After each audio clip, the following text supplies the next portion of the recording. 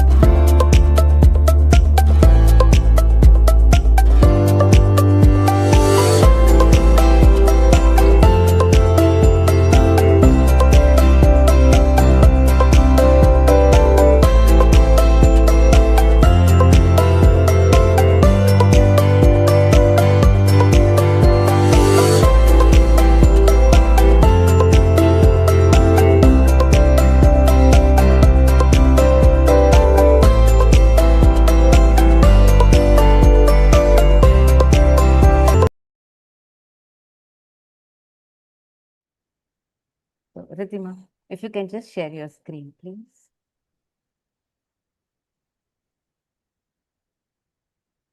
Good evening, everyone. Thank you at the outset to Dr. Preeti, Dr. Anaga, Maharashtra Ophthalmological Society, and all the wonderful panelists who are here today.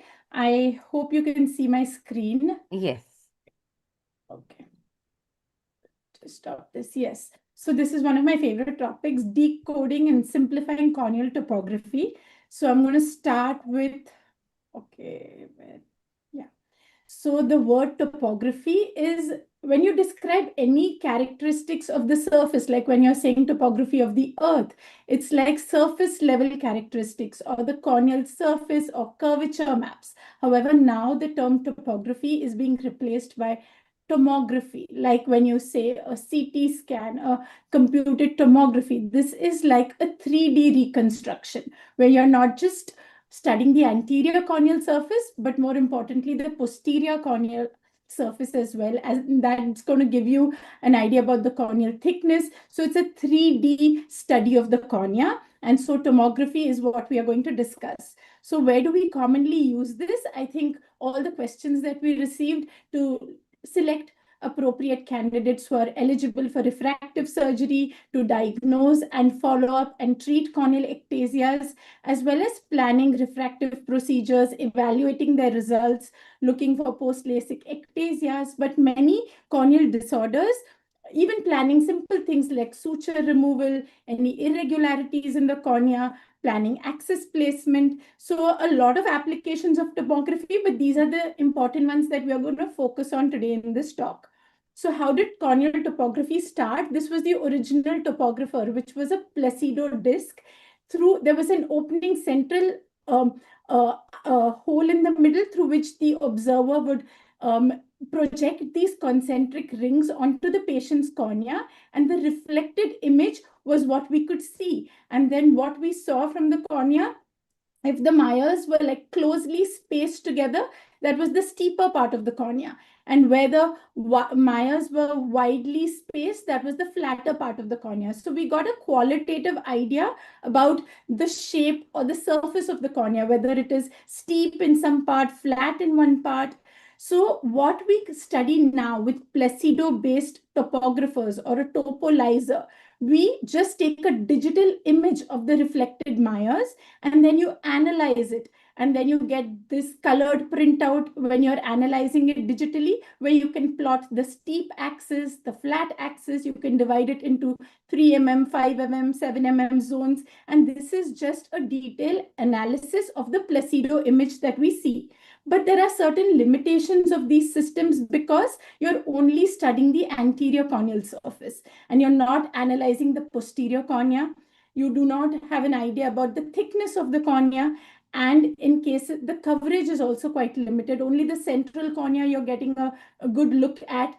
Also, in cases of scarred corneas, opacities, this can have some errors. So now we go on to the second kind of system. This is the reflection-based system that we just saw, whereas the other kind of topographer is a projection-based system.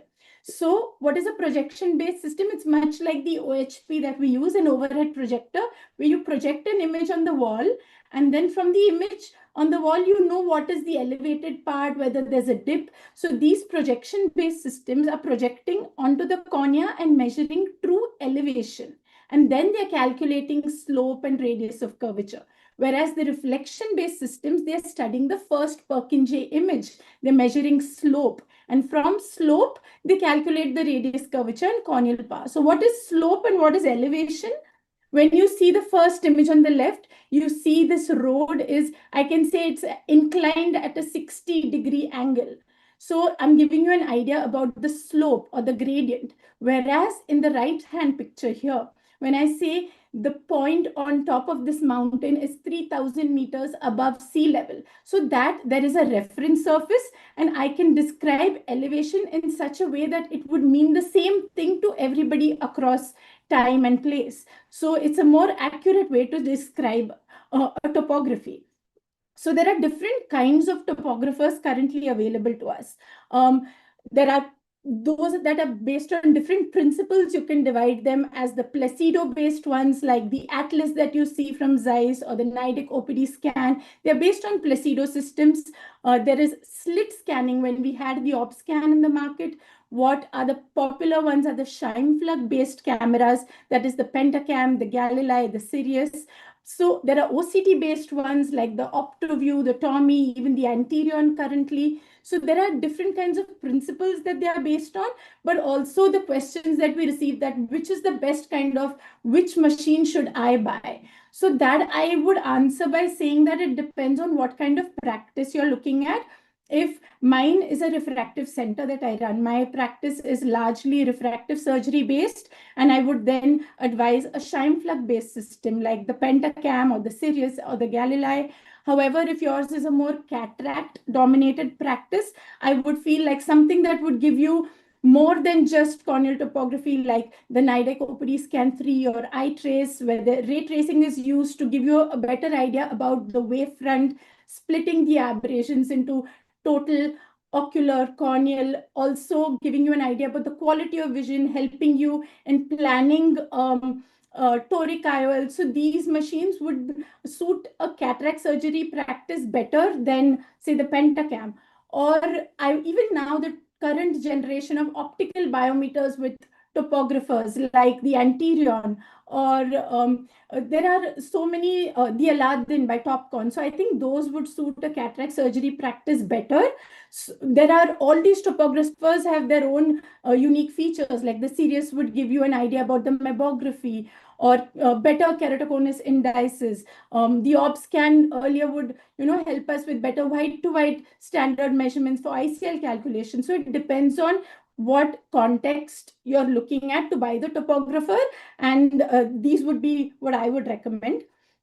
I am going to discuss the Pentacam today, firstly because that is what I use in my practice, and it's also considered kind of the gold standard to read out all the different maps. So as we start decoding topography, I think the first, just like we say, don't judge a book by its cover, I'm going to start by saying don't judge a map looking at the colors, because that can be variable, like this map that you see here.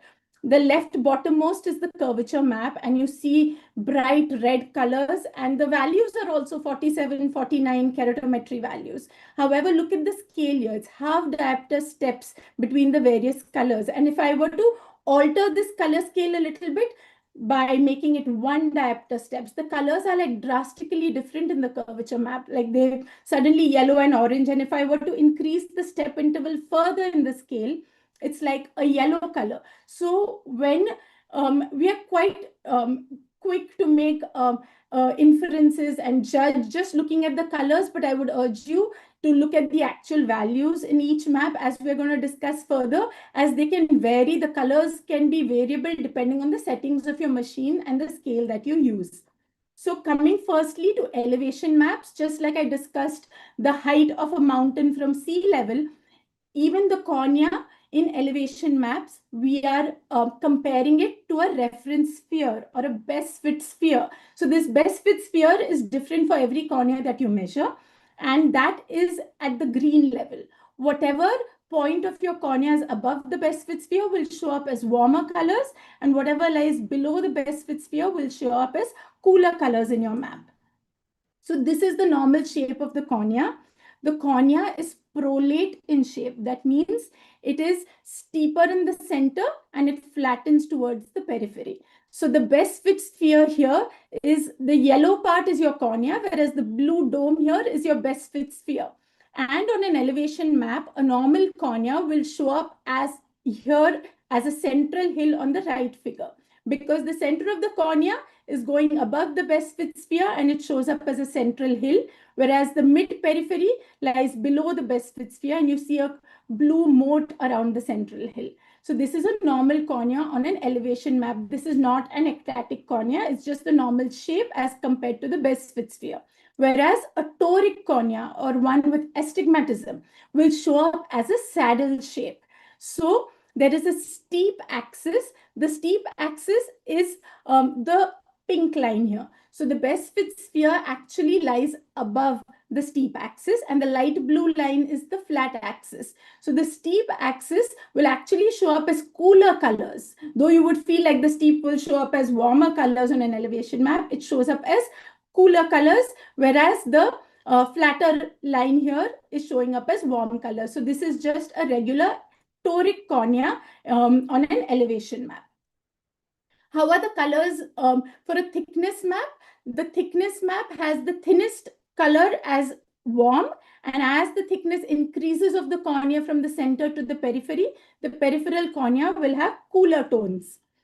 So I'm discussing the Pentacam, which has a rotating Scheimpflug camera. So this red thing here is the camera that's going to rotate 360 degrees and take about 25 to 50 images, depending on which version of the Pentacam you have. And all of these images are going to intersect right at the center and give you good coverage or better values or coverage of the central cornea. So now there are also the Oculus Pentacam is available with an AXL version, just like biometers are now coming up with topography added onto it. So this is a topographer with a software update where the Pentacam can measure your axial length and can give you the Barrett, Olsen, do IOL power calculation as well. And also the Oculus Pentacam AXL wave version. So this comes with the wavefront aberrometry version, where you can also get the total and corneal wavefronts and get a very an objective refraction for the patient as well. You can get retroillumination images for patient education, show the cataract to the patient. So this is simplifying workflow, reducing the number of devices in your a clinic by doing everything can be done by a single machine, where you do the topography, the axial length measurement, the IOL power, the wavefront, the refraction, everything can be done by a single machine to give you better and more accurate outcomes. So this is the classic quad map, or the 4 maps that the Pentacam will show you. This here is the sagittal curvature map. On the right here is the elevation map of the anterior corneal surface. Below that is the elevation map of the posterior corneal surface. And this at the lower left bottom is the pachymetry map. Similarly, all these numbers over here, the first up here is patient data, where you see the date of birth, the age of the patient, the eye that we are testing. The block below that, these are the readings for the anterior cornea, the steepest, the flattest, K, the astigmatism. Then below that is similar values for the posterior cornea. The block below that is pachymetric data, and the one right at the bottom is about the anterior chamber depth. So moving on, what are curvature maps? So curvature stands for radius of curvature. We are measuring the radius of curvature of the corneal surface and then converting it into a dioptric value like 44 diopters. But we are measuring the radius of curvature, which is like 6.8 millimeters, 7 millimeter. There are two types of curvature maps. The one on the left is the axial or sagittal curvature map, and the one on the right is the tangential or localized or instantaneous curvature. So what is the difference between the two maps? The one on the left, the axial radius of curvature, how do you derive the radius of curvature? At any point on the cornea where you need to measure the radius of curvature, a perpendicular is dropped to the optical axis of the eye. So it relates to the optical axis and gives you a generalized idea of the corneal power. Whereas for a tangential radius of curvature map, at every point, if you were to draw a best fit sphere, at every point you draw a best fit sphere on the cornea, and the radius of that sphere will give you the radius of curvature on the tangential map. So how do they practically affect us? The axial, sagittal, or global map is directly related to the corneal power. It does not give you an idea about details of changes in the radius of curvature. And these are the patterns that we see on the axial map. The top patterns here, either there's a round or an oval or a symmetric bow tie. These are all the normal corneal patterns that you will see on an axial map. The group B shows us some asymmetry. Either there's asymmetric inferior steepening or superior steepening. Group C is showing us skewed axis of deviation. If the axis is more than 22 degrees apart, it is slightly suspicious for an ectatic disorder if the axis is skewed. And the bottommost group D is showing us highly irregular asymmetric patterns. It is on the axial map that you look for the K max. The K max is the maximum radius of curvature on the anterior corneal surface, and a value of more than 47.2 is usually suspicious, and you need to be on alert and look for a corneal ectasia or a steep cornea. The other kind of map, which is the tangential or local map that we saw, is defining small or instantaneous curvature changes, and it closely resembles the true corneal shape.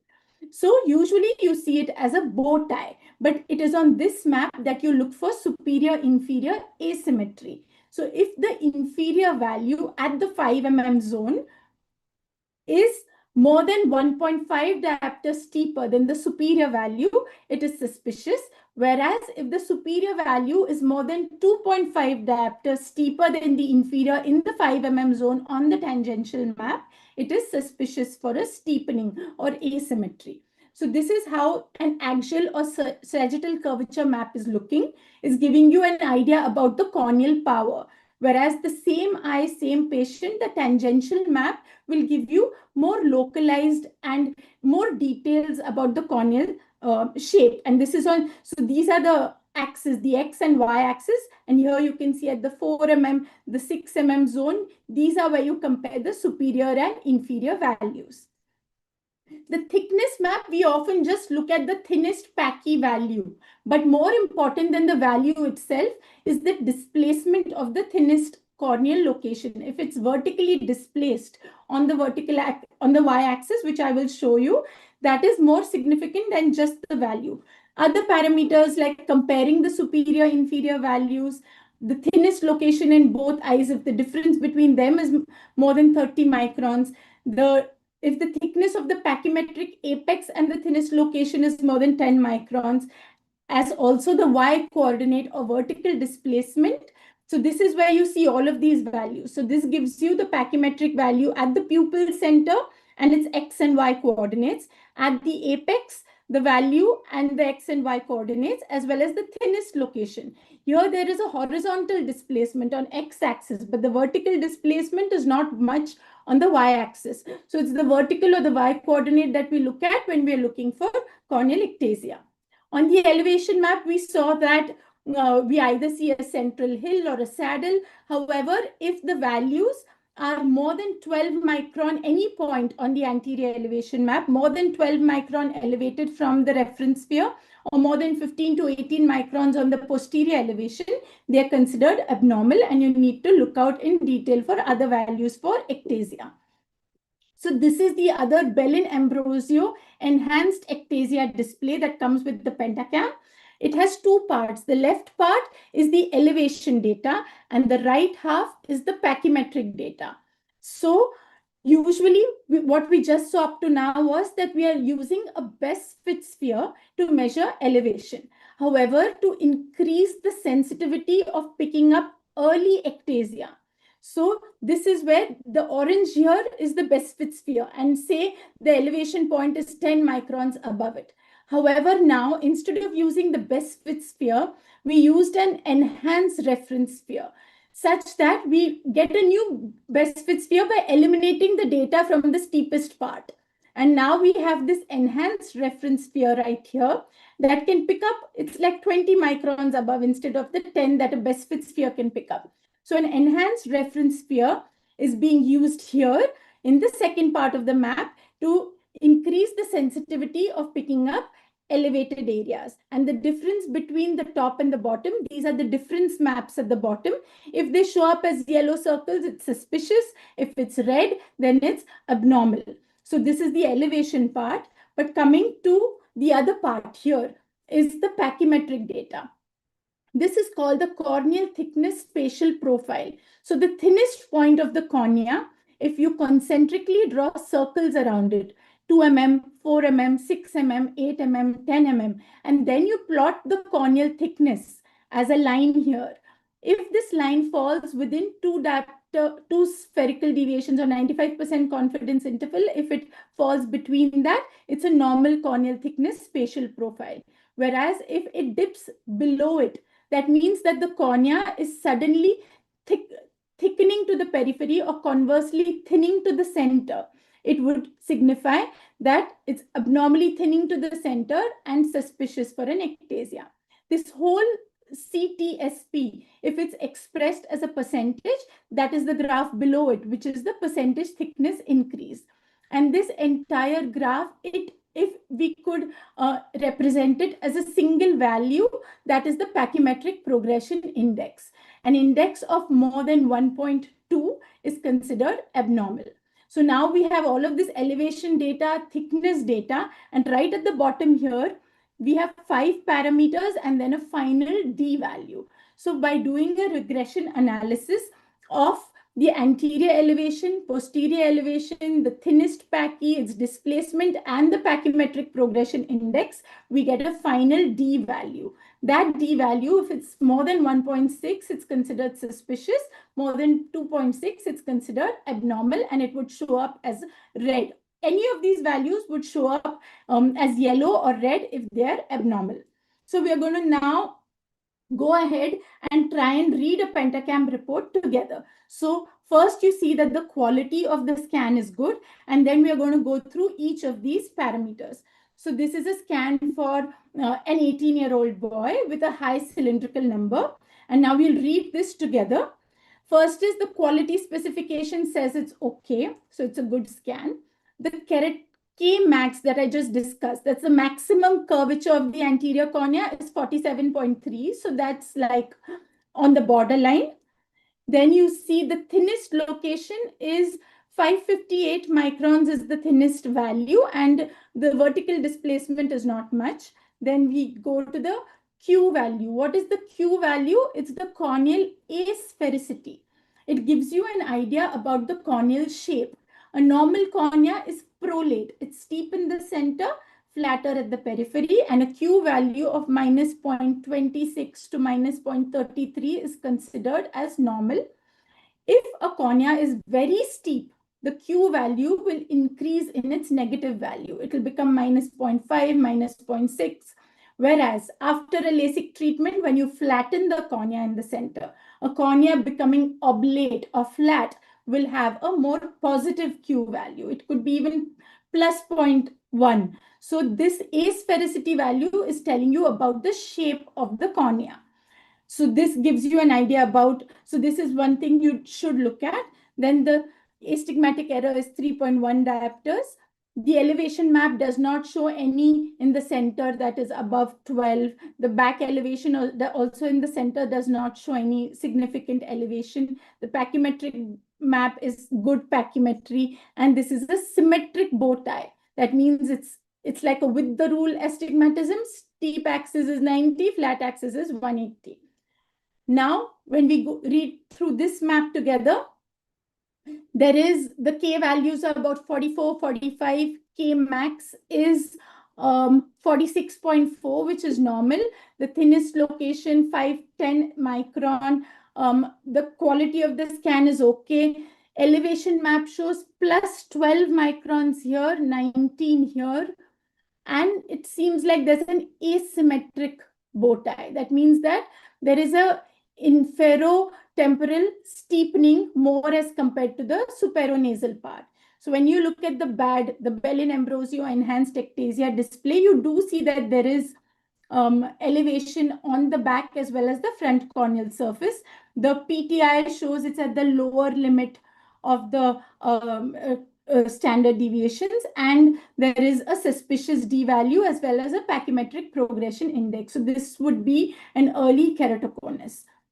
When you're looking for patients for eligibility for LASIK, how do you decide if your cornea looks normal? It's normal topography. So barring, so we are waiting for the patient to be at least 21 years. Ideally, you want the refraction to be stable, not more than half diopter change in a year.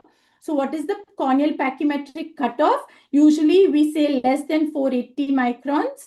We would not go ahead with a laser procedure. Maybe just 470, 475, then you can still look at the amount of refractive error and decide whether you want to do a surface ablation. But usually our cutoff is about that 480. How do you decide how much tissue is being removed for every diopter? That's the Munnerlin formula, which I've not put the details for here. However, for a 6 mm treatment zone, usually one diopter correction would need about 13 microns of tissue ablation. So if you have a 5 diopter error, 5 into 13, you're removing 65 microns of tissue. Similarly, for a cylindrical correction, there's slightly more tissue removal.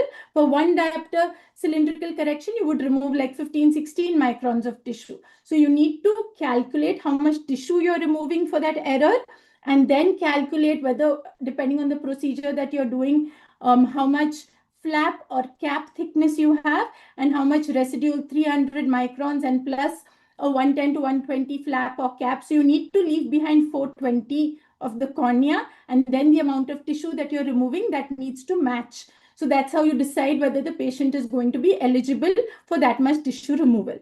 The second corneal parameter other than the pachymetry is the K value, because you do not want to flatten the cornea below 36, 35 diopters, or in a hyperopic treatment, steepen it beyond 50 diopters. So for every diopter of myopic ablation, you're flattening the cornea by 0.8 diopters. So if I'm correcting, say, 5 diopters, so 5 into 0.8.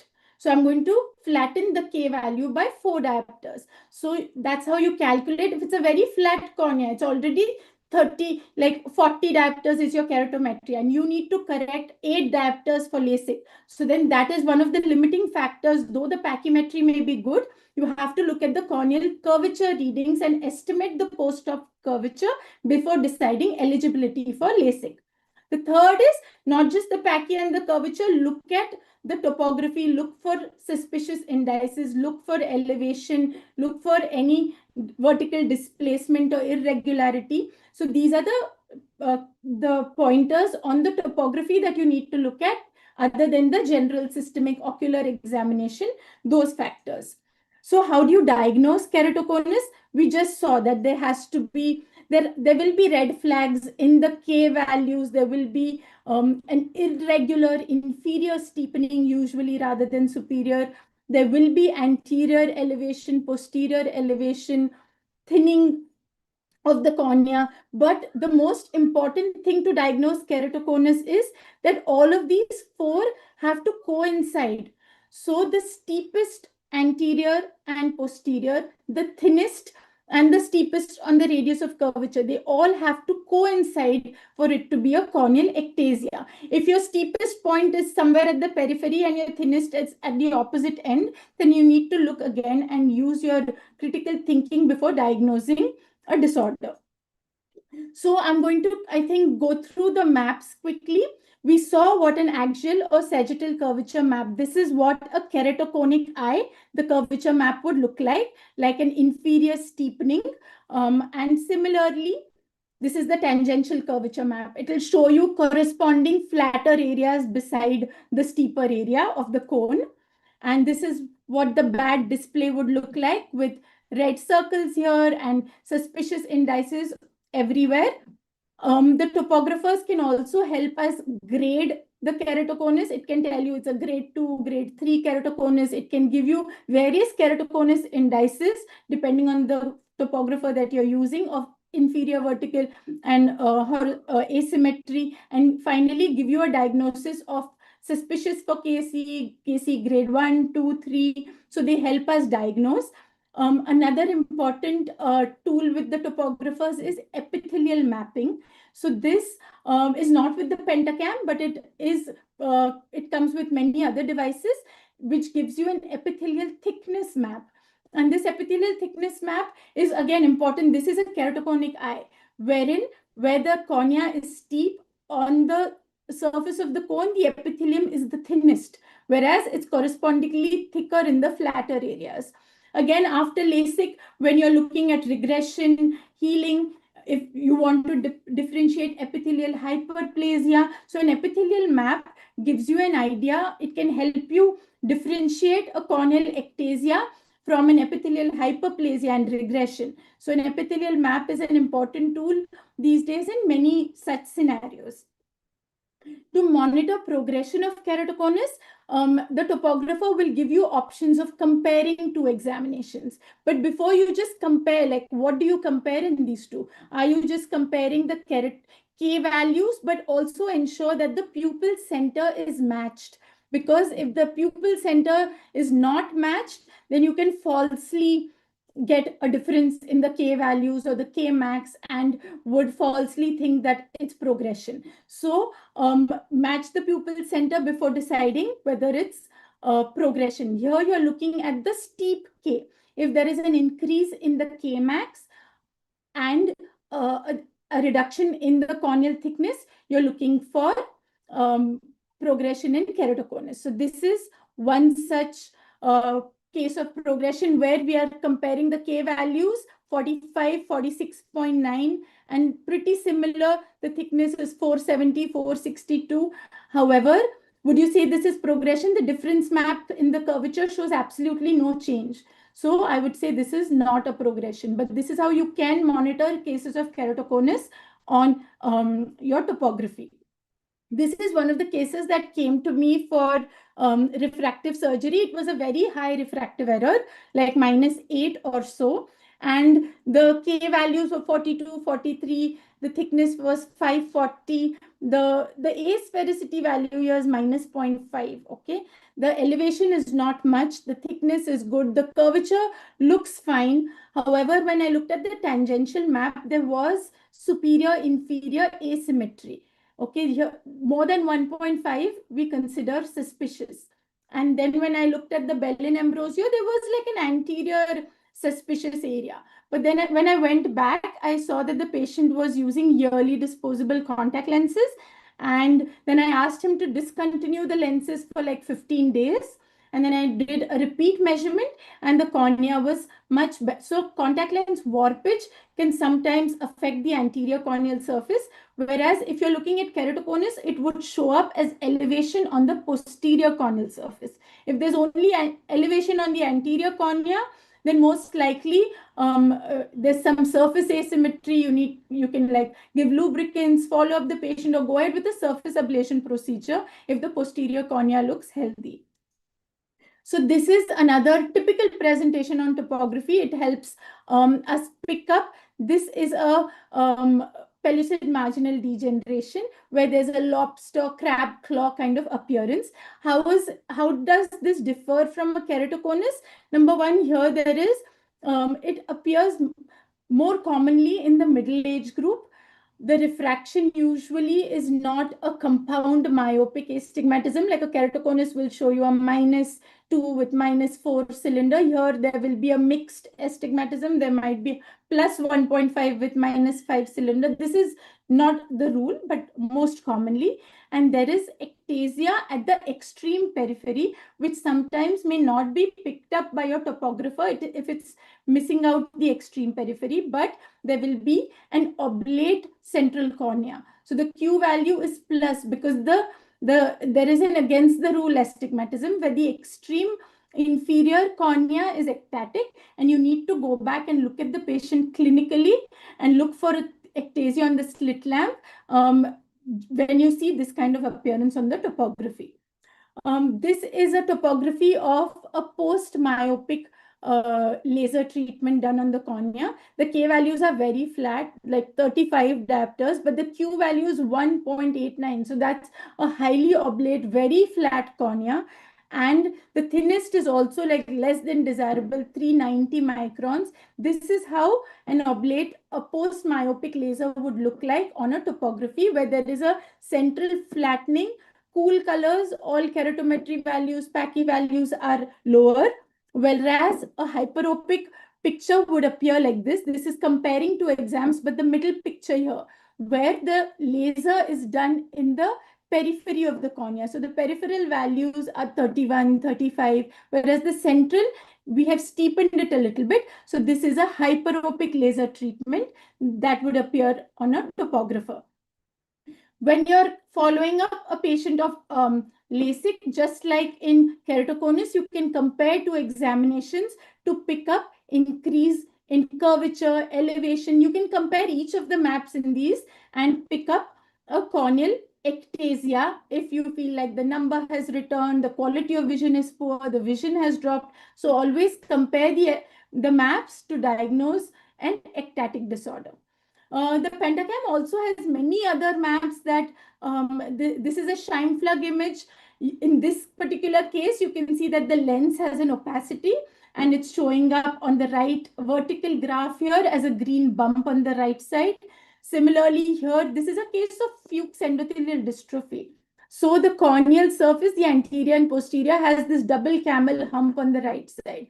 So it gives us a shine plug image with and picks up scatter on these as well. And this is a corneal densitometry map.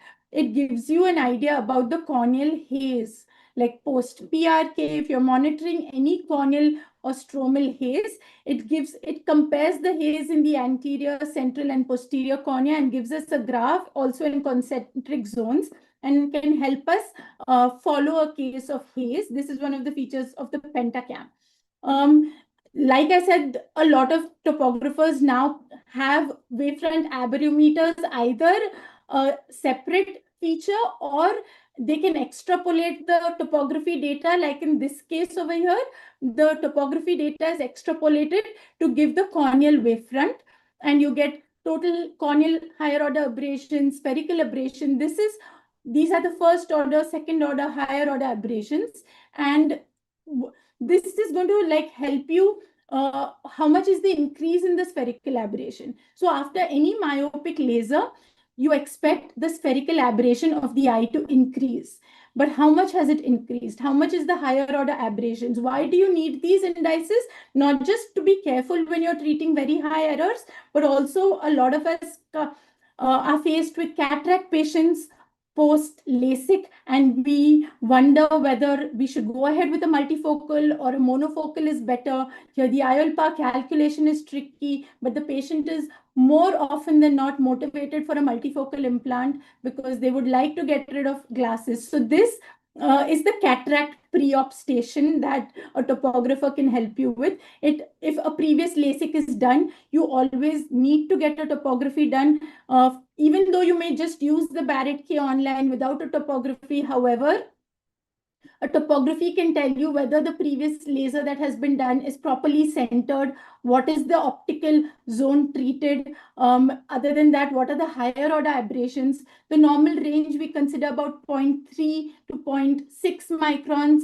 more than that in the 6 mm zone. So this is the higher order aberration is 0.753, and the spherical aberration is also quite high. So if the higher order aberrations are quite high, then such patients you would prefer to go in for a monofocal lens. Also, from the spherical aberration, you get an idea about what kind of IOL. So if somebody has undergone a hyperopic LASIK, then you would, like, their spherical aberration is going to be negative.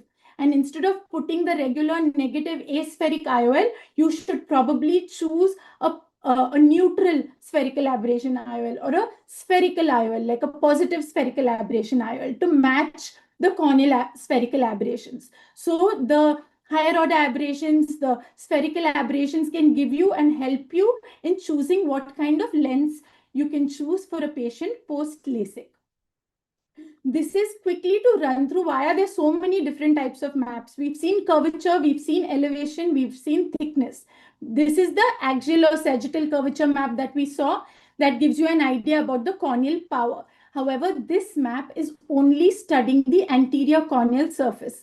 It is estimating the posterior corneal surface by using the standard refractive index 1.3375. So only the anterior corneal surface and the curvature of that is what we are studying with axial or sagittal curvature.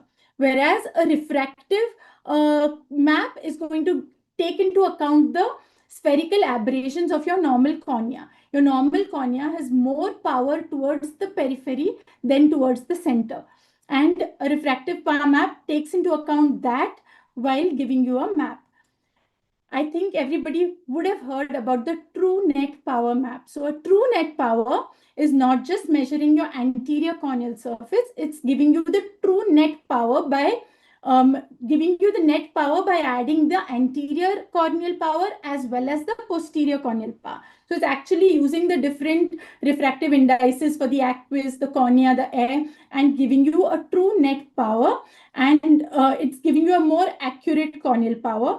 Whereas the EKR or the equivalent K readings is what we use when you want to do a calculation post LASIK for cataract surgery.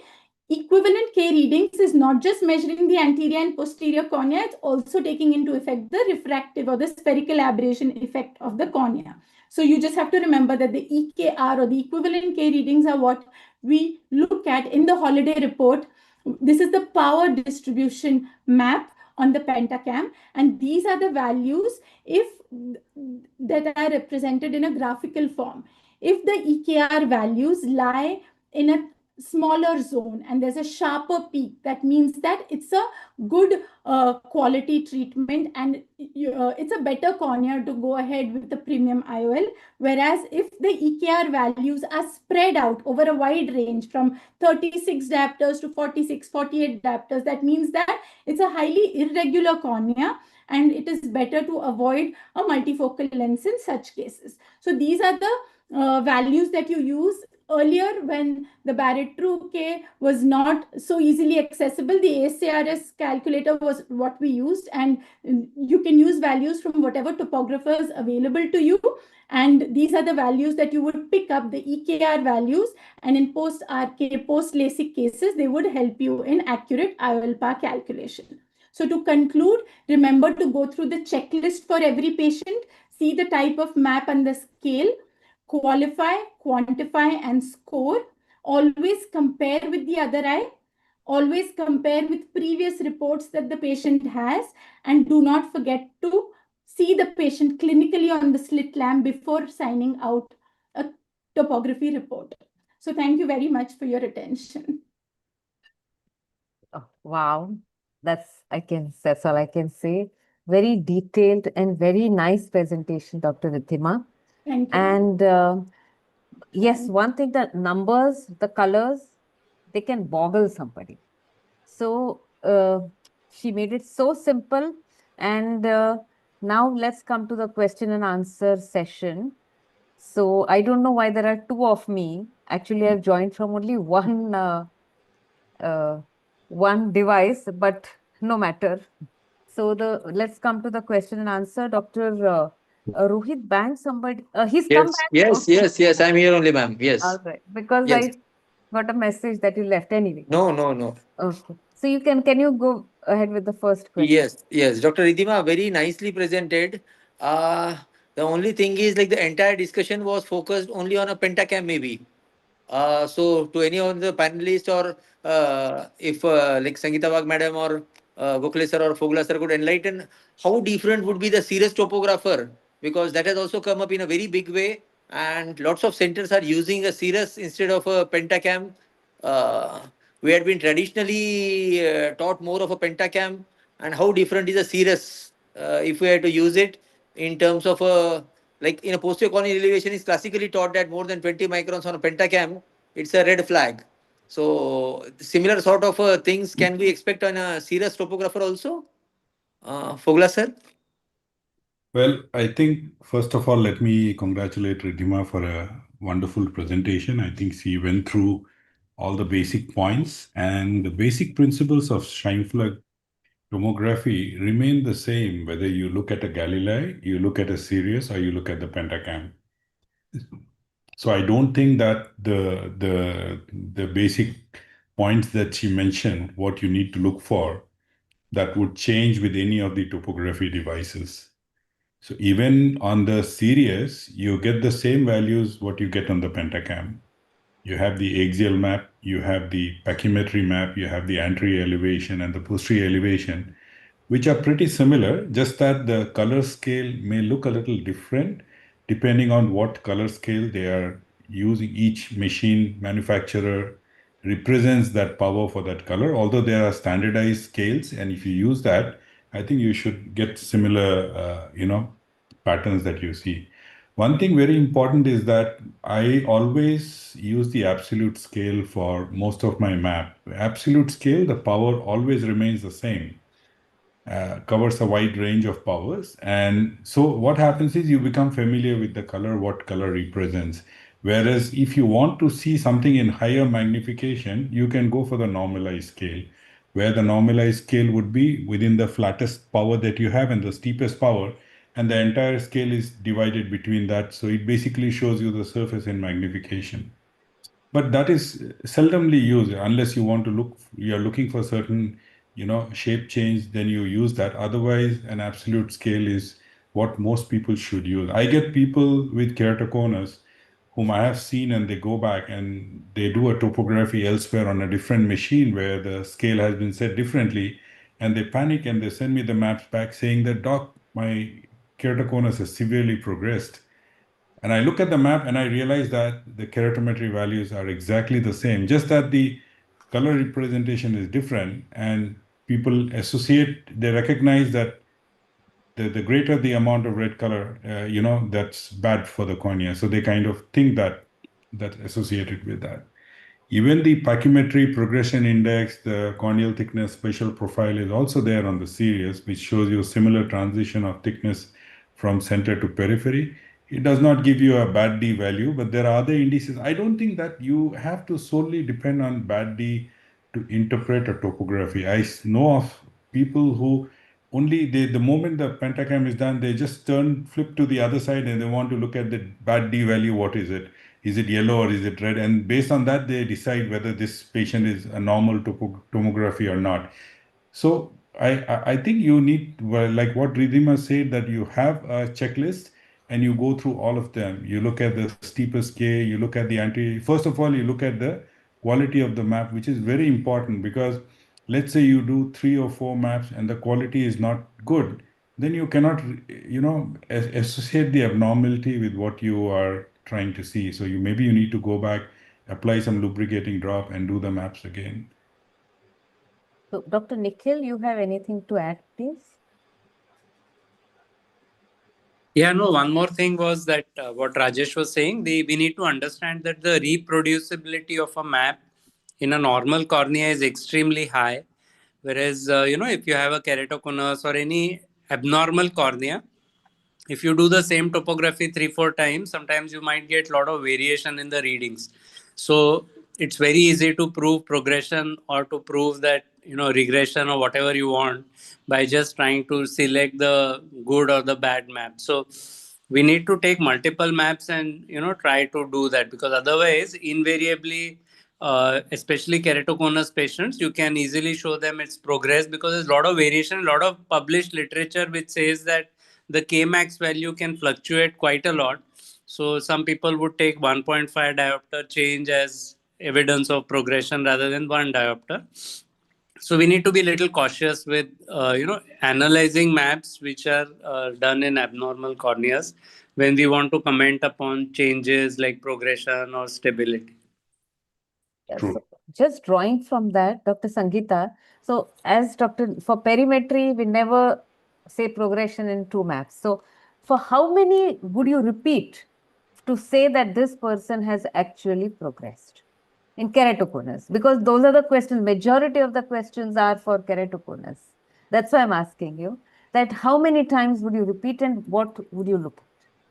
So basically, if there is a variation in the refraction or there's a change in the pachymetry, normally we would call in patients once in every 6 months. If at the 6 month follow up you find there's a change, you'll watch him even more closely, perhaps even every 3 months. And I think what is more important is to do multiple maps, like Dr. Nikhil said, and to see whether the repeatability is there or not. And if you have a definite change, and it should be the same machine, preferably the same operator. And there are also few things like changes in the ocular surface, like Dr. Rajesh mentioned. Make sure that your film is good, because we know in keratoconic patients, you would have surface irregularities. And another thing that we particularly look at is how the patient has placed his chin on the machine, because very often if there's a slight tilt, you might get errors. So these are the few things that I would look at. And if there's a change in the curvature, change in the thickness, and a change in the refraction, these are the three things we look at. We would strongly suspect a progression and watch this patient more closely. So the 6 monthly would become 3 monthly, and if there's a definite evidence, then you need to treat. Dr. Sonali? One point that I wanted to make was that always don't go by the numbers.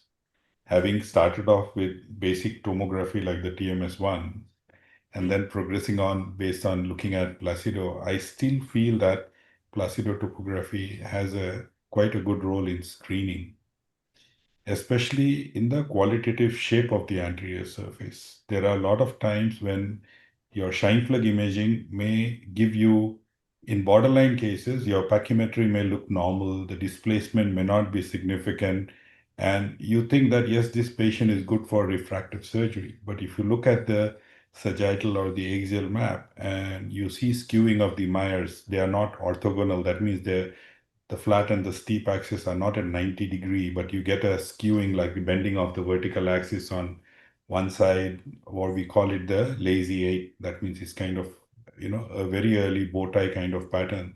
So these are things that can give you a clue that, this map, despite the numerical values being normal, that there is a suspicion for which you need to verify.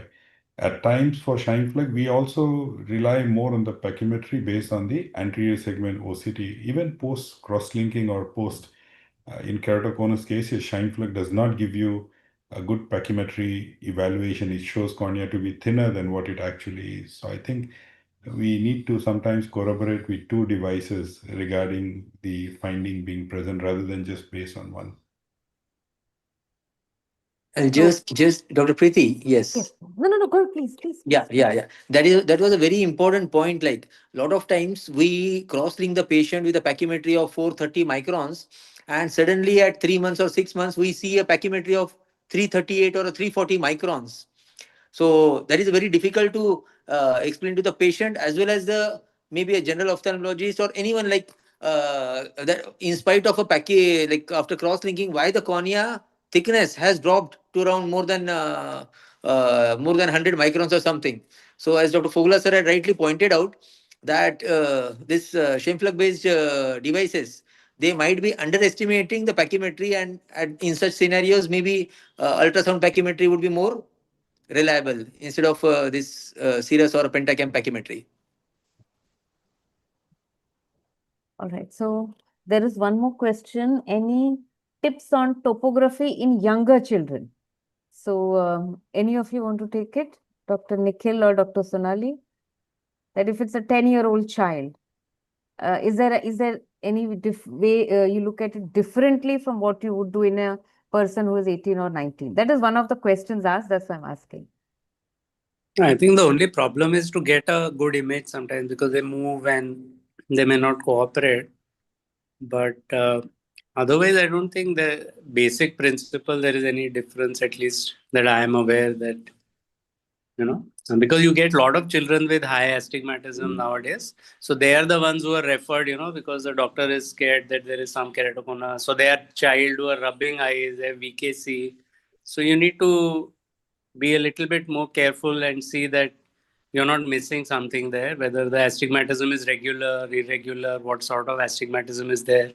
And sometimes you get children with the history of Descemet ruptures, which I've seen, where you get astigmatism, which is not ideal to do a refractive surgery because there is some irregular pattern in those patients who have, the childhood in as forceps delivery. They have a small Descemet tear and they will get bow tie pattern with some asymmetry. So these are the things I think in children I would see. I don't know if anything else is particular. One more question I had for you all.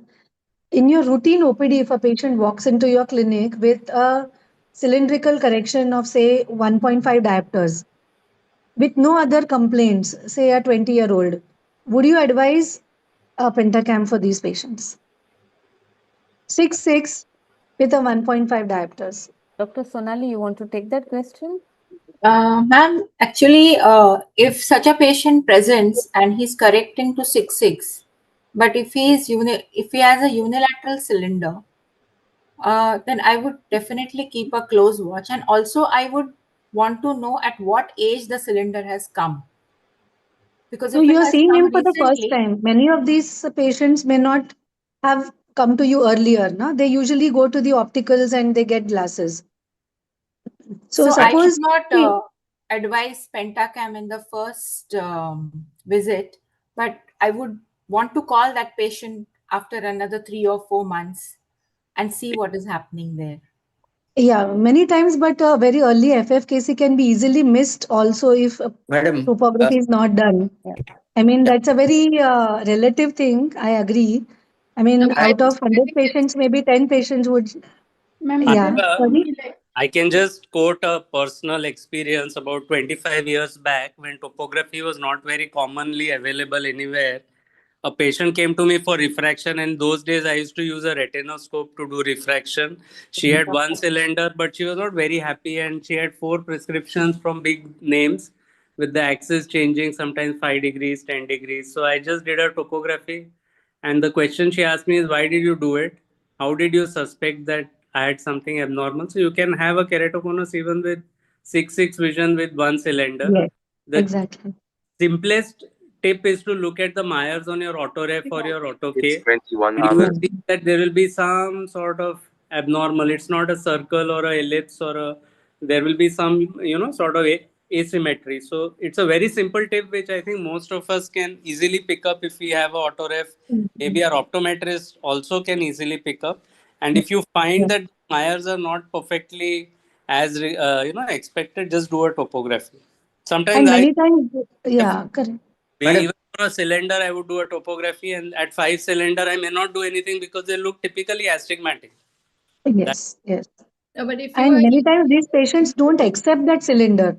That is another one point, that even if they have a 1.5 on autoref, without that also they are equally comfortable or the vision really doesn't improve. So many of these patients, if they are not using glasses, which means that with or without glass, the vision, they are not finding so much of difference. That also is one red flag. So I So, would or say if it is 6/6 partial or history of ghost images, then definitely, I think even if it is a 1.5 diopter, you have to be very careful. Many times, if it is missed, then we end up seeing them with in a very advanced stage, and that vision is lost. Madam, at least, hello. yeah, please Yes, go ahead. Yeah, yes, yeah, please yeah. go ahead. There's no harm in at least advising on paper and explaining it to the patient. It's up to the patient's will or something. If he's willing, I'd like to get his topography also done, whether it's a placido based, disc based, or a shim plug imaging, whatever is at my disposal.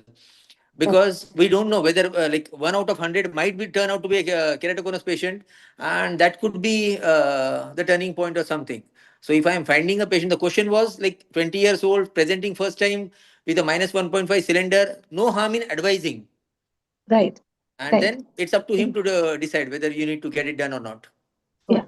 Also, if it's an Also, I oblique would like to add. astigmatism, I would Sorry, ma'am. Go ahead. definitely do a topography, and an astigmatism, particularly unilateral, coming beyond the age of 18 or 20, and also you would look at the keratometric value. So if you have a steep K, then again you would subject these people to a topography. Yeah.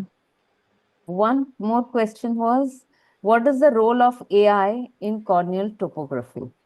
So, Dr. Fogla, if you can answer that, take that question. That's one of the questions asked. Role of AI in the sense, if you take your topography map, That itself. scan it and give it to ChatGPT and say, interpret this, ChatGPT will do an excellent interpretation of telling you what that map is, whether there is abnormality.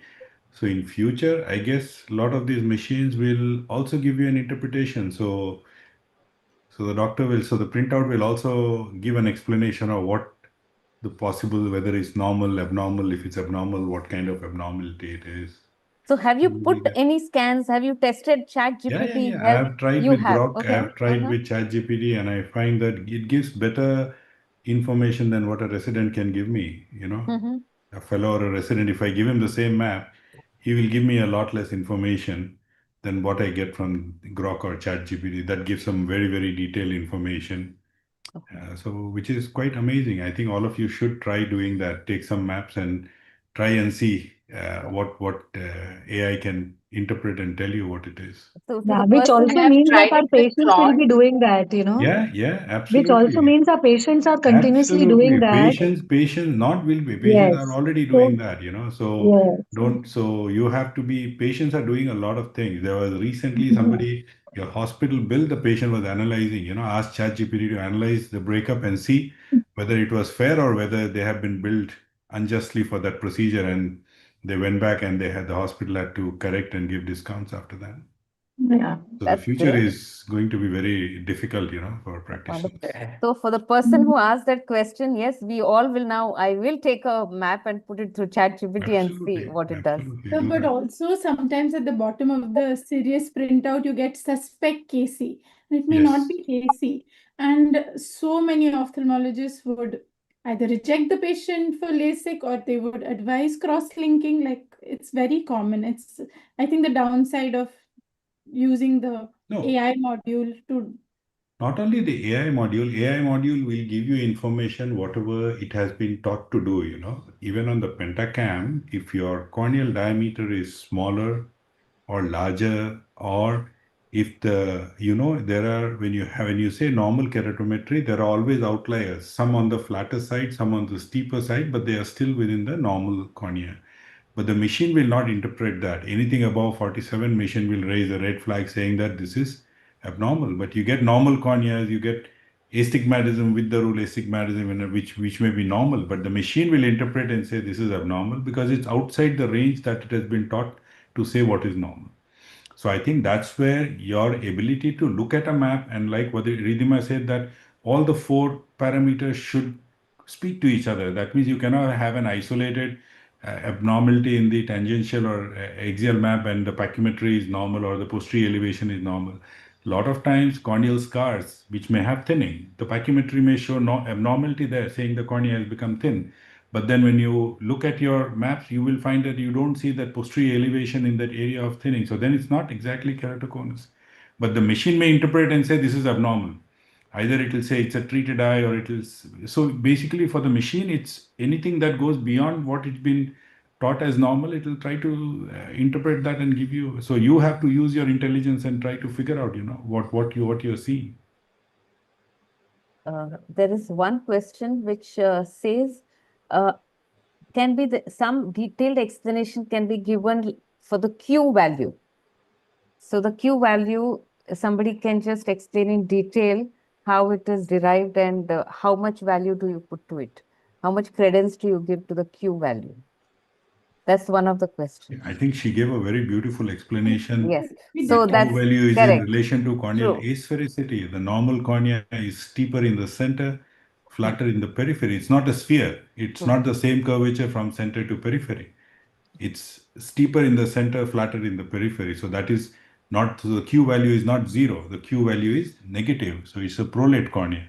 And that is what gives you the depth of focus. And that's why when we do presbyopic LASIK, we try to make the Q value more negative so that you get a depth of focus. So the patient, even though they are presbyopic, they should be able to get near vision.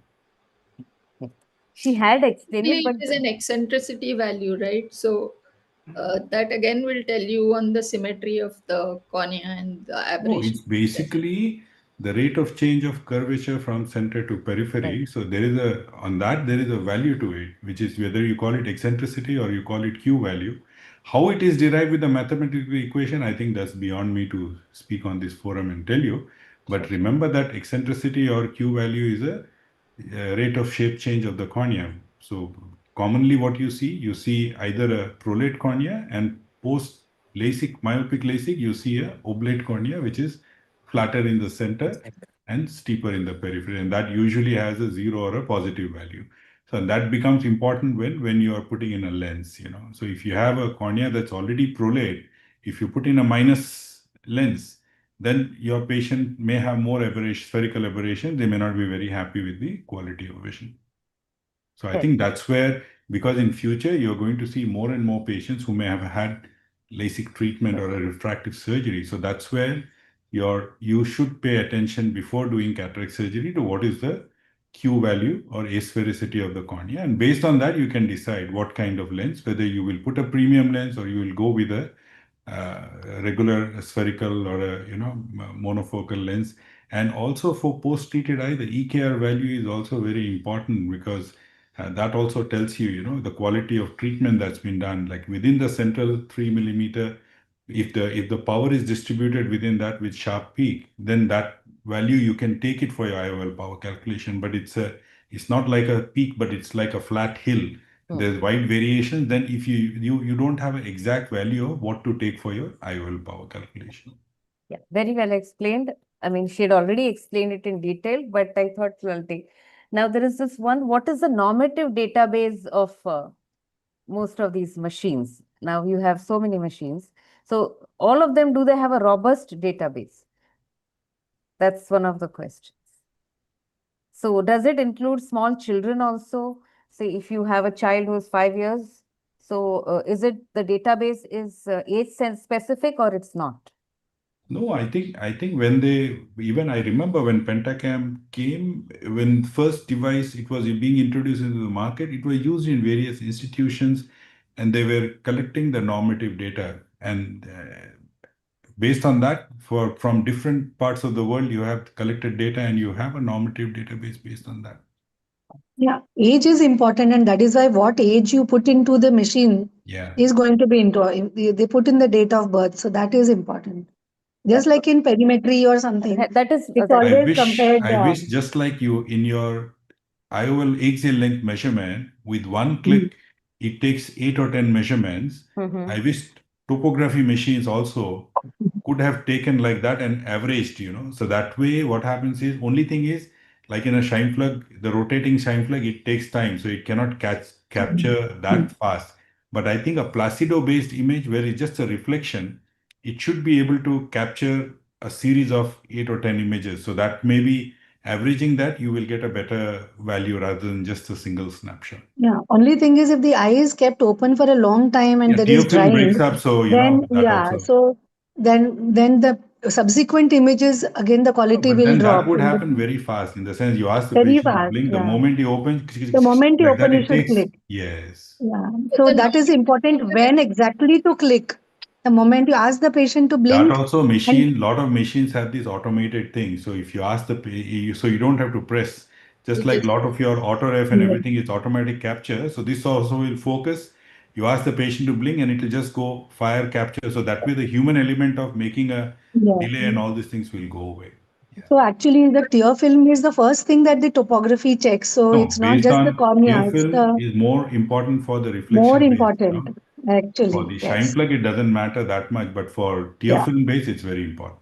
Very I think important. here in case of the normative data, it would be comparing the different extremes of the different values that we are taking, that what is the possibly the thinnest cornea to the thickest cornea, that would cover the entire spectrum. And likewise, it would be for the keratometry as well as for the thickness and AC depth. And, when we talk about normative data more than age related population, it would be the spectrum of the values for each of these parameters that we are looking at. And Yeah, I'm but sure world then over they've taken those and then given us so when we look at our nomograms, these are basically what is called today AIs, what our nomograms have been devised on, right? So they've collected lot of data and then analyzed it and then given us an algorithm like thing. So likewise, when you look at normative data, it would be normative would be a range for a particular value that you're looking at rather than an age related thing, as against glaucoma where in perimetry I think you look at the age distribution in the It is. population. Even in OCT is age-based, and even perimetry it is age-wise distribution. So now the one question is, that's almost the last question, that Dr. Riddhima has answered the question that what perimeter should a person buy. So she has What said that it depends on what your what practice. topographer? Topographer. not Topographer, perimeter. sorry, what Preeti topographer. is into Come out of perimetry. that. Huh? She's a glaucoma person. Huh? So, yeah, so Doesn't matter. topography, Yeah. she has answered it very well, that it depends on what you practice. But a comprehensive ophthalmologist, what should they buy? And do you know I don't know the cost of each. So if you can just tell people if you know the cost of different machines, if you would know. Madam, So, everything depends on how much you want to spend. Like buying new to refurbished, you can And get from it. Placido disc base to Shimplug base principles. For And for a general ophthalmologist, yes, yes. as a screening, I think Hmm. Placido-based TMS4 is pretty good. Yeah, It that's definitely helps. I even of the last 28 years that I've been in clinical practice, I'm yet to see a patient with an abnormality on shine plug that does not have changes on the axial map. So you cannot have anybody with the abnormality in the posterior curvature, but not showing up on the anterior curvature. so that's a good So answer. I And think that's what even we Stephen need. Kleiss, if you see, he's the one, you have the Kleiss Meta Index, and he's the one who was behind the TMS topography, the Placido base. He also says that it's impossible to have no changes on the surface and have changes on the rest of the cornea. So I think if you have, for a general ophthalmologist, if you want to have, you don't need to have a Pentacam in your clinic. If you have a TMS4, a Placido-based system, that's good enough to screen and figure out. But yes, the moment you start treating patients, doing interventions, then you need a shine plug based system. So whether you get the Pentacam, you get the Sirius, or you get the Galilei, these are perfectly fine. And nowadays you have more and more machine. Like recently our OptoView Solix, which is there, we got a topography module upgrade. So even the OCT can give you, a corneal tomography based on the OCT, which is also more accurate because it has some of the, abnormalities of shine plug reflections, everything which, a haze which may not pick up. Here, that's not affected with it. So you can get better values out of that. So I think there are devices that are trying to take advantage of technology, and we'll see newer systems come in play, multifunction systems as well. But I think then you have to decide what exactly fits into your practice, what you're getting. So if you already have a OCT and that can give you a good tomography, then even a basic topographer will do. But if you don't have that, then you go for a, depending on the procedure, because you want to, plan treatment, you want to assess the outcome of treatment, you want to explain to the patient. So there are a lot of features which are there. Otherwise, I think what cities should have is they should have a standalone diagnostic center with all the latest devices, and all the local practitioners should use that center rather than each one investing, because technology is changing so rapidly. So you simply cannot make an investment and recover your money, and then you resort to screening every patient for tomography. Every patient walks in, you find you want to look for an excuse to do a topography or tomography for that patient, but that's also not fair. So I think the best thing is, yes, you can have good diagnostic centers where these expensive tests, which require equipment that requires a lot of investment, and this center can keep upgrading the equipment also. But the problem is, I can understand that in your practice, the patient cannot travel across the city to go to a diagnostic center and come back with a report. But I think at some point of time, you have to see how much money you can put into your practice. And So, but Rajesh, now we have people who bring equipment to your clinic. You have people bringing you optical biometers, they bringing topographers. So, so there's good. So door-to-door service if you can pull in that's your good. patients for That's you. good. I think that's good. But so that's where I say that technology is changing so fast that sometimes it's virtually impossible to keep putting in money into Pace. each and every new thing that comes into play. So I So think you those have to look at what kind of practice you have, and because you have dry eye, then you want to buy all the equipment for dry eye. You want to buy all the equipment for refractive diagnostic. Then for cataract diagnostic, you want to have a ray tracing. So there is no end to what all you can have in your clinic. So those are very wise words. So invest wisely. Group practice is a wonderful way, but then getting 5 humans together sometimes is difficult, and that's the main problem with this. And but no matter, he gave a very practical answer that for a comprehensive ophthalmologist, placebo disc based machines are good enough. But once you diagnose, once you see a pathology, follow up should be on a Pentacam or any of the shine plug ones. So this we are at the end of the session. Before we end, just let's have a video by. Can you just please play the video, please?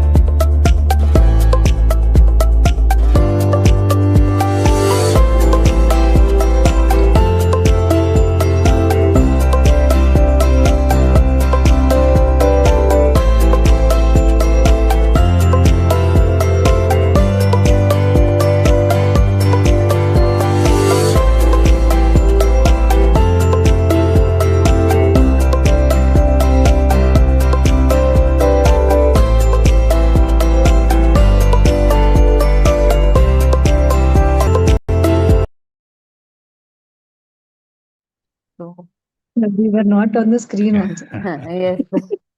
Yeah, so back again, and I hope the viewers enjoyed the wonderful and very practical lecture by Dr. Ridhima, and the equally wonderful discussion by Dr. Rajesh Fogla, Dr. Nikhil Gokhale, Dr. Sonali, Dr. Sangeeta Wagh, who are stalwarts in their specialty. And Rohit Bang, thank you so much for being a wonderful co-moderator. Dr. Anuga Heru, the president of Maharashtra Ophthalmic Society, I thank her for the opportunity. And of course, Ajanta Pharma for making this whole process so smooth. Now, our next, when we took which machine next, an overwhelming number of people said OCT RNFL. So on 6th March, we are planning OCT RNFL. So the viewers, keep it tuned. Of course, we'll communicate. And my heartful thanks to all of the panelists and the viewers who have come here and given us this wonderful webinar. And see you again soon. Thank you so much. And Thank good you, night. everyone. Good Thank you. night Thank and you, stay Preeti, safe. also. Thank Bye. you. Yeah. Thank you, Bye. everyone. Good night, Bye. everyone. Good night, Thank you, everyone. everyone. Bye. Thank you so Bye, much. Ridhima. Thank Thank you. Bye. It was Ridhima, really nice.